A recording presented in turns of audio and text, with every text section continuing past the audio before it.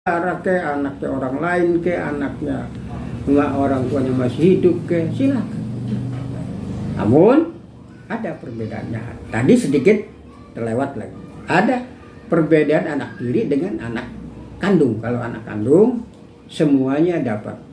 Perempuan laki-laki dapat warisan, kalau anak tiri tidak dapat warisan. Itu bedanya. Kalau ayah tirinya itu kaya, berbagi waris, itu anak tiri dalam Islam tidak ada. Nah, itu bedanya.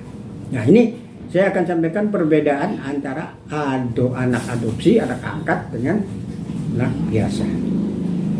Bagus orang ngurusin anak orang, namanya anak angkat, adopsi, atau apa gitu.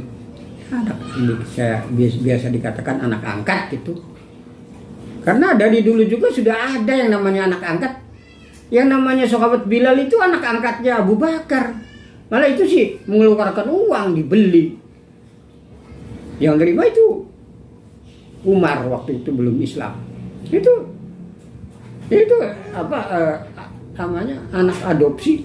Dari dulu sudah ada anak angkat, anak adopsi itu. Yaitu sahabat Bilal jadi anak angkatnya sahabat Abu Bakar Siddiq. Dan juga kesininya juga para wali juga ada. Wali yang namanya Syekh Syaribatullah itu punya anak angkat namanya Arya Kemuni.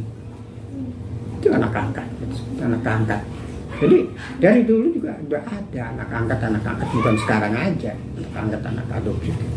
Bagus hebat. Tapi ya bin tetap wali nggak bisa jadi wali, nggak bisa jadi jadi wali, nggak bisa menggantikan bin. Nah, terus tidak bisa mendapat warisan. Nah, kalau kebijakan dari orang tuanya ini ngomong sama kakak-kakaknya yang ahli waris yang kandung ini, anak angkat ini nanti kalau saya meninggal dikasih ya gitu. Itu sih namanya hibah, bukan waris. Kalau waris itu nanti sudah meninggal. Kalau hibah itu sebelum meninggal, tapi prakteknya nanti sudah meninggal, namanya hibah. Hibah pun harus ada saksi dari ahli waris. Kalau tidak ada saksi dari ahli waris ya bisa batal hibahnya. Nah, ini ada perbedaan sedikit lagi tadi yang saya sampaikan yang salah itu yang perbedaan antaranya anak tiri dengan anak angkat.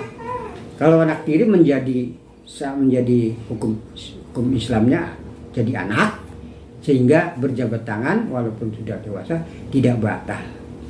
Nah, kalau anak angkat, anak adopsi kalau sudah dewasa itu kalau kebetulan anak angkatnya perempuan sama ayah angkatnya ya kalau jabat tangan ya batal kalau punya wudhu. Begitu juga kalau anak angkatnya laki-laki lalu dengan ibu angkatnya ya itu ya kalau sudah dewasa ya batal kalau punya wudhu. Nah, itu perbedaannya di antaranya perbedaannya. Terus ya tidak dapat warisan. Tapi kalau hibah sih boleh. Nah, itulah di antaranya. Nah, dan juga yang namanya kita orang tua ngasuh anak angkat itu harus persetujuan suami istri. Kalau di antara salah satunya tidak setuju ya jangan, nanti repot. Jadi kalau tidak setuju atau tidak tahu dengan cara diam-diam, akhirnya kalau umpamanya ibunya anak angkat orang lain lalu dapat jodoh lalu ngomongnya ini anak saya, jadi anggapnya anak tiri sama suaminya padahal anak angkat ya. Itu jangan begitulah. Kalau yang namanya anak angkat boleh angkat anak siapa saja, bagus, pahalanya besar, tapi harus persetujuan dengan suami istri. Kalau ada salah satu pihak yang tidak setuju ya sudah, jangan memaksa walaupun itu pahalanya besar. Jadi harus persetujuan.